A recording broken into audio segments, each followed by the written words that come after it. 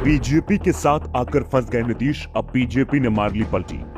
लोकसभा में नीतीश को 17 सीट देने को तैयार नहीं बीजेपी। सीटों को लेकर नीतीश ने इंडिया गठबंधन से बनाई थी दूरी। अब नीतीश के लिए पलटी मारना हो चुका है मुश्किल। नीतीश कुमार ने इस बार पलटी मारी और कहा कि वो जहां पर थे वही वापस लौट कर आए हैं। कुछ दिनों के लिए दूसरी जगह चले गए थे, लेकिन अब एनडीए में ही रहेंगे। लेकिन इस बार नीतीश कुमार के लिए बीजेपी का साथ आसान नहीं है और इसकी शुरुआत सरकार के गठन के साथ ही हो चुकी है। बीजेपी ने नीतीश कुमार के सबसे बड़े आलोचक सम्राट चौधरी और विजय सिन्हा को डिप्टी सीएम बनाकर साफ संकेत दे दिया है कि इस बार नीतीश के लिए सरकार चलाना आसान नहीं होने वाला है। और अब कहा जा रहा है कि अमित शाह की ओर से नीतीश को साफ मैसेज दे दिया गया है कि लोकसभा चुनाव में 2019 वाला सीटों का बंटवारा नहीं होगा। नीतीश कुमार की ताकत पहले से कम हो चुकी है, इसलिए उनकी सीटों की संख्या को भी कम किया जाएगा।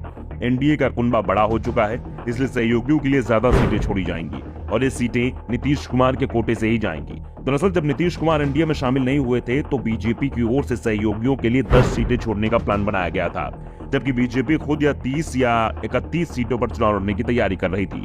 सीट बंटवारे का फॉर्मूला लगभग तैयार हो चुका था कि अब नीतीश कुमार ने एनडीए में एंट्री मार ली।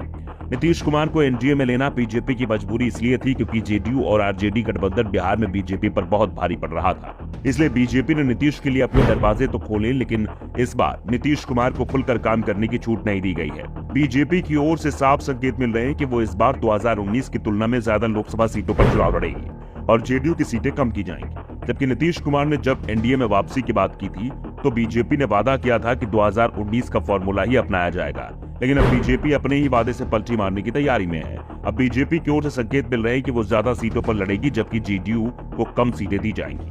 बीजेपी इस बार 19 में से 20 सीटों पर चुनाव लड़ सकती है। जेडीयू को 13 से 14 सीट दी जा सकती है, जबकि एलजेपी के दोनों गुटों को 6 सीटें दी जाएंगी। इसमें चिराग और पशुपति पारस को 3-3 या फिर चिराग को और 4 पशुपति को 2 सीट दी जा सकती है। ये साफ है बीजेपी हर कीमत पर चिराग को अपने साथ रखना चाहेगी, जबकि नीतीश कुमार का समर्थन पशुपति पारस के साथ है। 2 सीट उपेंद्र कुशवाहा को भी देने की तैयारी है, जबकि जीतन राम मांझी के लिए कहा जा रहा है कि उन्हें राज्यसभा में भेजा जाएगा। बिहार में 6 सीटों के लिए राज्यसभा चुनाव का ऐलान हो चुका है और बीजेपी को इनमें से 2 सीटें मिलने की उम्मीद है और पार्टी 2 में से 1 सीट जीतन राम मांझी को दे सकती है। मांझी को पार्टी लोकसभा चुनाव के बाद सरकार बनने की स्थिति में मंत्री पद भी दे सकती है। यानी बीजेपी अपने पुराने सभी सहयोगियों को तो खुश करने में जुटी हुई है, लेकिन नीतीश कुमार के साथ किए गए पुराने समझौते को तोड़ने की तैयारी कर ली है। नीतीश कुमार के लिए अब हालात बेहद मुश्किल हो गए हैं। अब वो ना तो आरजेडी के साथ जा सकते और ना ही उनके लिए अब बीजेपी के साथ रहना आसान बचा हुआ है। सबसे बड़ी बात तो ये कि नीतीश कुमार को इस बार सीट के चुनाव में भी पूरी आजादी देने को तैयार नहीं है।